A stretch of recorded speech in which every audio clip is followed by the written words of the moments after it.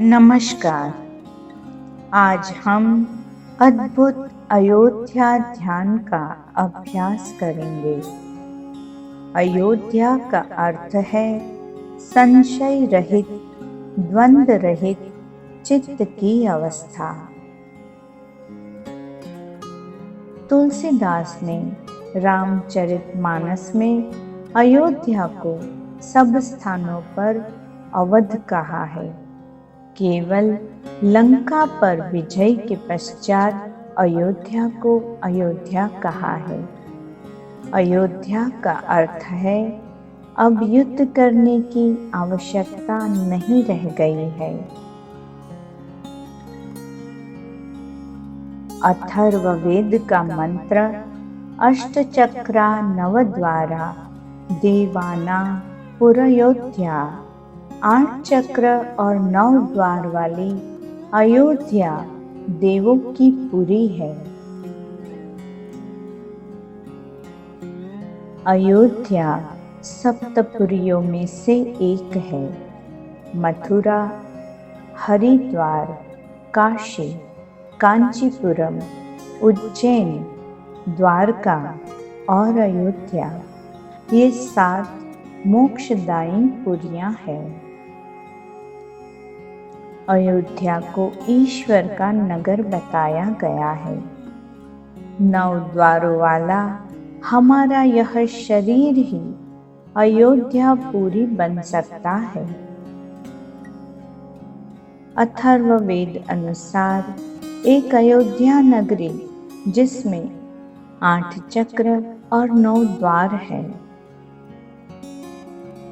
जहाँ एक स्वर्णिम भवन है जिसे स्वर्ग कहते हैं, जो ज्योति से अलंकृत है। अयोध्या नगरी मानव शरीर देवपुरी है, क्योंकि विरोधी शक्तियों द्वारा इसे सरलता से परास्त नहीं किया जा सकता। आज हम मानव शरीर रूपी अयोध्या का मानस दर्शन करेंगे। इस अयोध्या नगरी में प्रवेश करना है,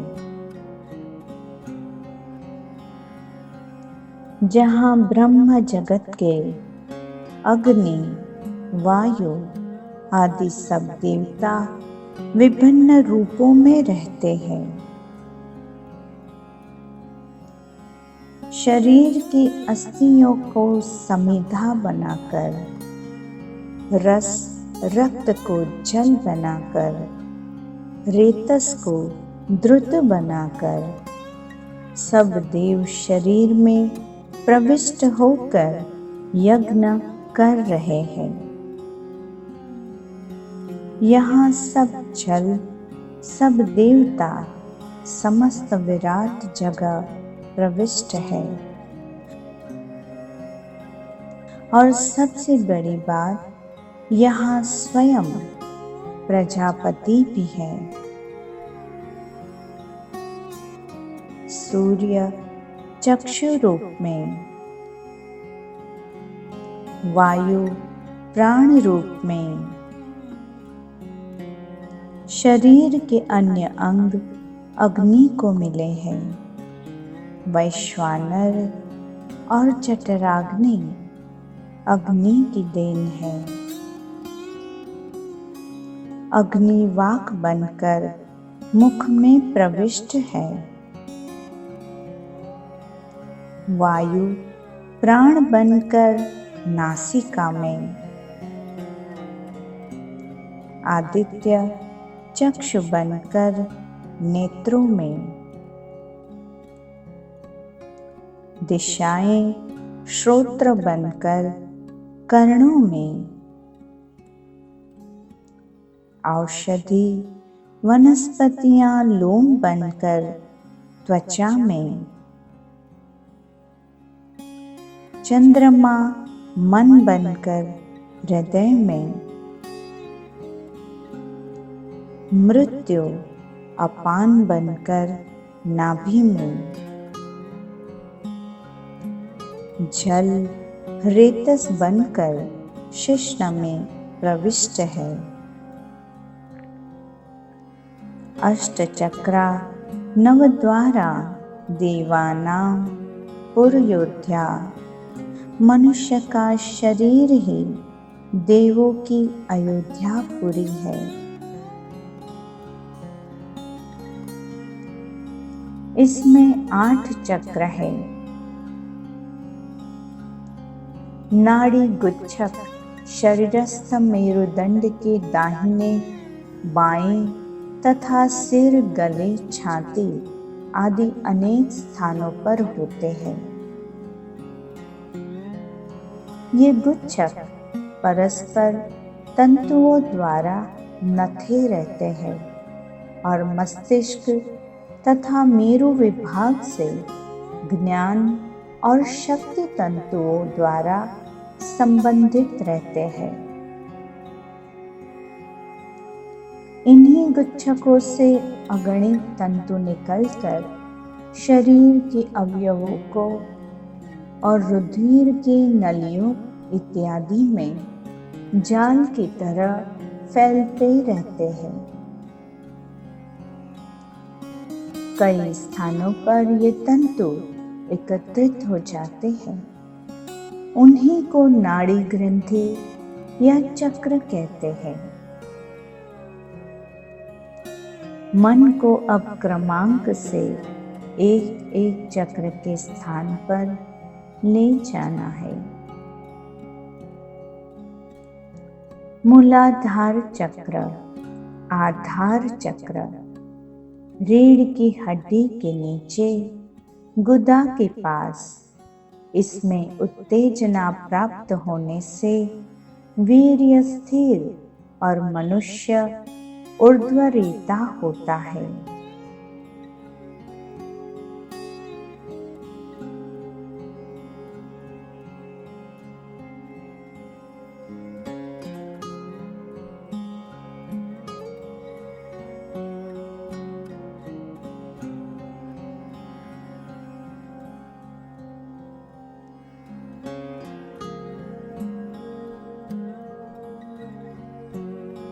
स्वादिष्ठान चक्र उपस्थ में उत्तेजित होने से प्रेम और अहिंसा के भाव जागृत करता है।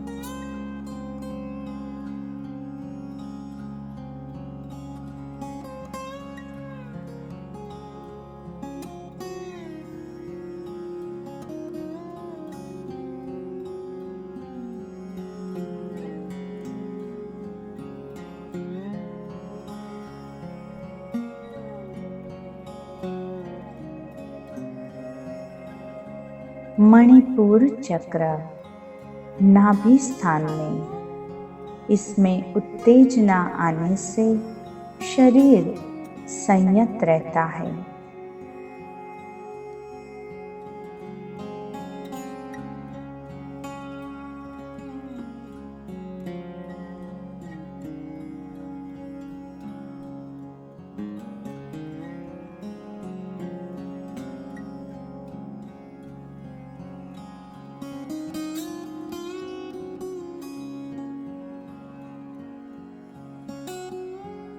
सूर्य चक्र नाभि से कुछ ऊपर हृदय की दुगदुगी के ठीक पीछे मेरुदंड के दोनों ओर इसका स्थान है। इसका अधिकार भीतरी सभी अवयवों पर है। यहाँ प्राण का खजाना रहता है। प्राण के लिए मस्तिष्क को भी इसी का आश्रय लेना पड़ता है। यह पेट का मस्तिष्क ही समझा जाता है।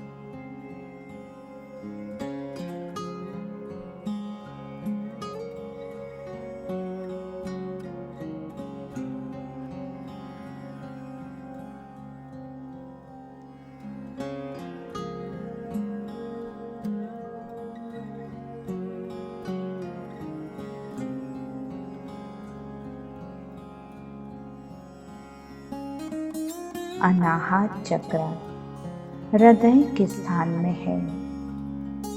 हृदय के समस्त व्यापार इससे नियमित होते हैं। हृदय में बल, प्रेम और भक्ति इसी में स्थित है।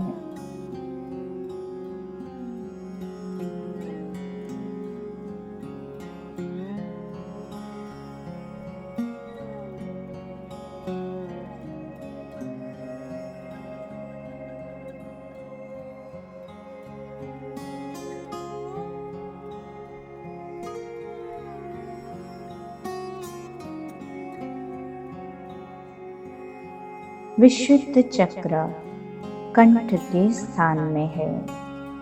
कंठ के मूल में जहाँ दोनों ओर की हड्डियां आती है, उनके बीच में अंगुष्ठ मात्र वाला नरम स्थान इस चक्र का स्थान है।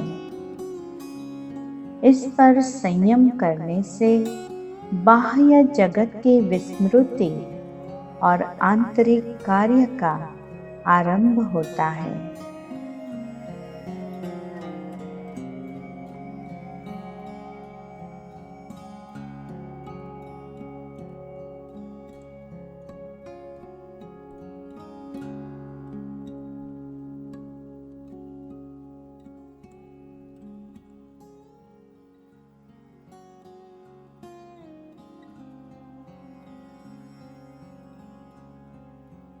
आज्ञा चक्र दोनों भावों के मध्य में यानी भूमध्य में स्थित है। इसमें उत्तेजना आने से शरीर पर प्रभुत्व, नाड़ी और नसों में स्वाधीनता आती है।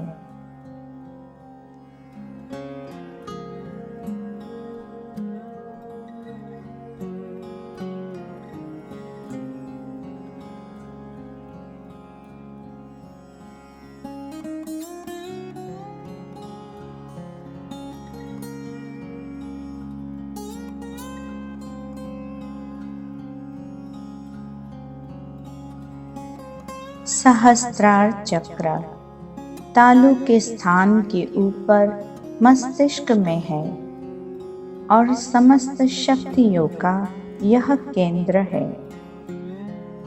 इनमें प्राण चक्रमण होता है।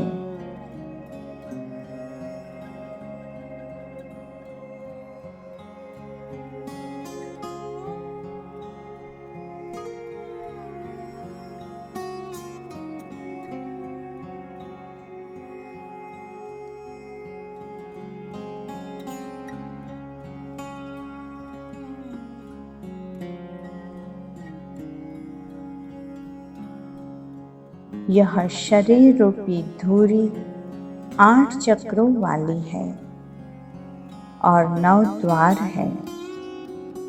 2 चक्षु द्वार, 2 नासिका द्वार, 2 श्रोत द्वार, मुख द्वार, वायु व उपस्थ द्वार। इस 9 द्वार से शरीर के माध्यम से देवत्व भी प्राप्त किया जा सकता है और असुरत्व भी।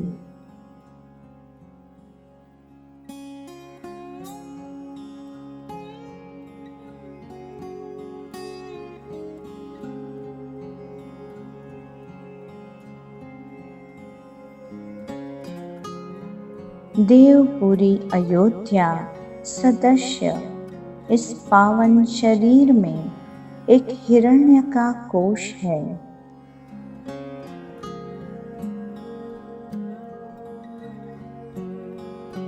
जो ज्योति से ढका स्वर्ग है।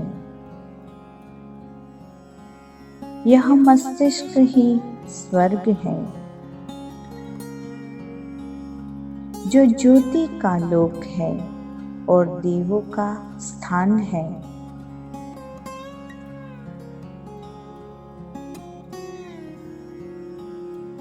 हिरण्य का पर्याय प्राण, वीर्य या सोम है। इन सब तत्वों का वास्तविक कोश मस्तिष्क है।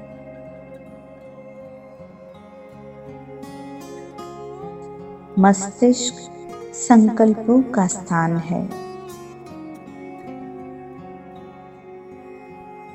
इस शरीर रूपी अयोध्या में आनंदमय कोश की अनुभूति को जागृत करने के लिए ओम की साधना नाद पूर्वक करने का अभ्यास करेंगे।